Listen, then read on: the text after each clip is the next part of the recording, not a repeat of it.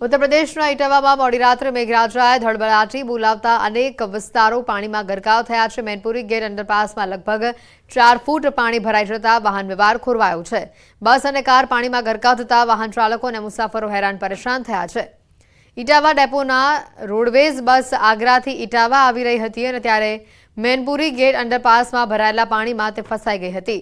જો કે બસમાં સવાર 20 પ્રવાસીઓને સુરક્ષિત રીતે બહાર કાઢવામાં આવ્યા હતા અને જાનહાનિ ટળી હતી। મેનપુરી ગેટ અંડરપાસમાં 4 ફૂટ પાણી ભરાયા છે। વાહન વ્યવહાર જેના પગલે ખોરવાયો છે।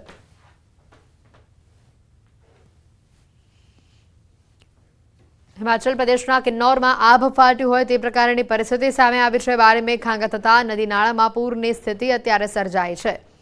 સતલુજ અને સ્પીતિ નદીઓના સંગમ સ્થાન ખાબ અને કાડોગરીની પર આભ ફાટતા જનજીવન અહીંયા પ્રભાવિત થયું છે। નદીઓએ પોતાનું રૌદ્ર રૂપ ધારણ કર્યું છે, ખાસ કરીને જેના પગલે નીચાણવાળા વિસ્તારોના લોકોને એલર્ટ રહેવાની સૂચના આપવામાં આવી છે। કિન્નૌર જિલ્લામાં શનિવાર સાંજે પડેલા વરસાદ બાદ વાદળ ફાટવાના કારણે જિલ્લાઓની નદીઓ તોફાની બની હતી અને ઘણા સ્થળો પર ભૂસ્ખલનના કારણે રોડ વ્યવહારને પણ અસર પહોંચી હતી। સતલુજ અને સ્પીતિ નદીઓના સંગમ સ્થાનની પહાડીઓ પર વાદળ ફાટ્યું હતું।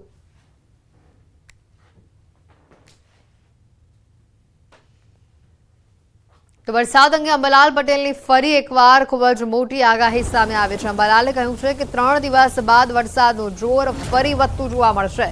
15 ઓગસ્ટથી મેઘરાજા મેઘતાંડવ કરશે।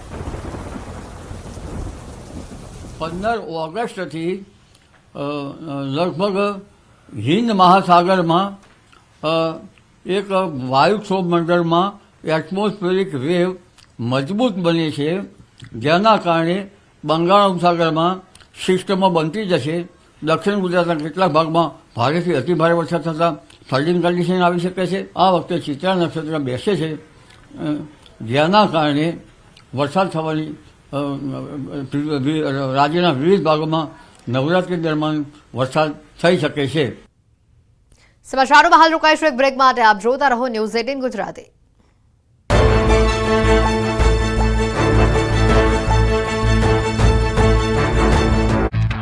કોઈ ખોરાક મૂક્યો નથી।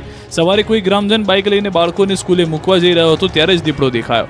વાહન ચાલકો પૈકી કેટલાકે લટાર મારી રહેલા દીપડાનો વિડીયો બનાવ્યો। વિડીયો વાયુ વેગે વાયરલ થયો અને ચોપડા અને પહાડપુર સહિતના વિસ્તારમાં ફફડાટ ફેલાયો। દીપડાને લઈને ખળભળાટ મચી જતા વન વિભાગ એક્શનમાં આવ્યું અને પાંજરા મુકાયા છે, પરંતુ તેમાં ખોરાકની વ્યવસ્થા ન હોવાનો ગ્રામજનોનો આરોપ છે। હાલ તો ગ્રામજનો એ જ રાહ જોઈને બેઠા છે કે દીપડો આવે અને પાંજરામાં પુરાય તો આફત ટળે। દેશભરમાં સ્વચ્છતા અભિયાન ચાલી રહ્યું છે। 78માં સ્વતંત્ર પર્વ નિમિત્તે સફાઈ અભિયાન, વૃક્ષારોપણ, પાણી બચાવો કાર્યક્રમ અંતર્ગત મહેસાણામાં આરોગ્ય મંત્રી ઋષિકેશ પટેલે પણ સફાઈ કરી। આરોગ્ય મંત્રી વહેલી સવારમાં વિસનગર પહોંચ્યા હતા। વિસનગરમાં ભાજપના કાર્યકર્તાઓની સાથે ઋષિકેશ પટેલે પ્રતિમાની સફાઈ કરી હતી। બાબા સાહેબ આંબેડકર, સરદાર વલ્લભભાઈ પટેલ, સ્વામી વિવેકાનંદ સહિતના પ્રતિમાઓની સફાઈ કરાઈ। પ્રતિમાઓને પાણીથી સાફ કરાય તો રોડ પર ગંદકી હતી ત્યાં પણ સફાઈ કરાઈ। જ્યાં ગંદકી હતી ત્યાં અધિકારીઓ અને પાલિકાના નેતાઓ સફાઈ અંગે સૂચનાઓ આપી હતી। જ્યાં ગંદકી દેખાય તેનો કાયમી નિકાલ કરવા સૂચના આપી। જગ્યાએ પાણી ભરાયું હોય ત્યાં મચ્છરનો ઉપદ્રવ ન થાય તે માટે પાવડર છંટાયો। રોડ પર જ્યાં ખાડા હોય ત્યાં ખાડા પૂરવાનું કામ કરાયું। વિસનગર ભાજપના કાર્યકર્તાઓ અને પાલિકા દ્વારા સફાઈ અભિયાનનું ખાસ આયોજન કરાયું હતું। દેશમાં તબીબી ક્ષેત્રે અભ્યાસ કરવા માટે વિદ્યાર્થીઓએ નીટની પરીક્ષા આપી। 23 જૂનના રોજ મેડિકલ ક્ષેત્રે પ્રવેશ મેળવવા માટે યોજાયેલી નીટ પીજીની પરીક્ષા પેપર લીક થયા હોવાની આશંકા સાથે રદ કરવામાં આવી। જે પરીક્ષા 11 ઓગસ્ટને રવિવારના રોજ ફરી એક વખત દેશના 1000 કરતાં પણ વધુ પરીક્ષા કેન્દ્ર પર નીટની પીજીની એક્ઝામ લેવાઈ।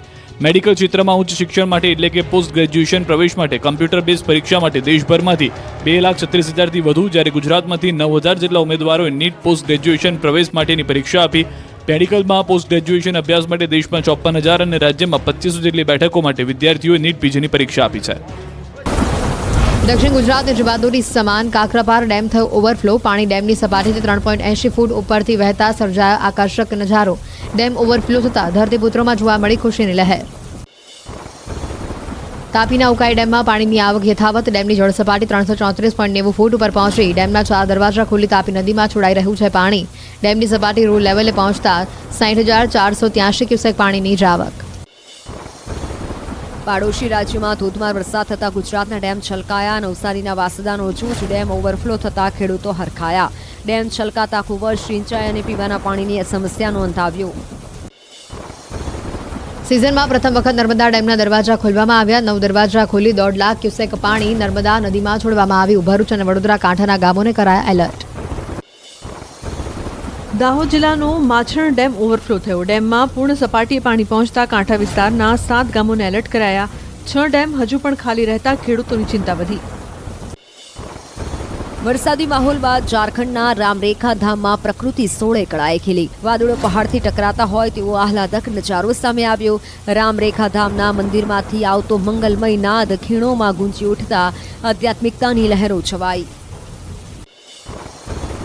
ચમોલી બદ્રીનાથ નેશનલ હાઈવે પર ભૂસ્ખલનના લાઈવ દ્રશ્યો સામે આવ્યા. પહાડનો ભાગ તૂટી રસ્તા પર ધસી આવ્યો. સતત વરસાદથી ચમોલીમાં વધી રહી છે ભૂસ્ખલનની ઘટના. બદ્રીનાથ જતા મુસાફરો થયા પ્રભાવે. ઉત્તરાખંડના હરિદ્વારમાં મેઘતાંડવથી નદી નાળા છલકાયા. ધોધમાર વરસાદ થતા ચિલ્લા ડેમમાં ગાબડું પડતા જળબંબાકાર. ઋષિકેશ તરફથી આવતા લોકો જીવના જોખમે કોઝવે પસાર કરતા દેખાયા.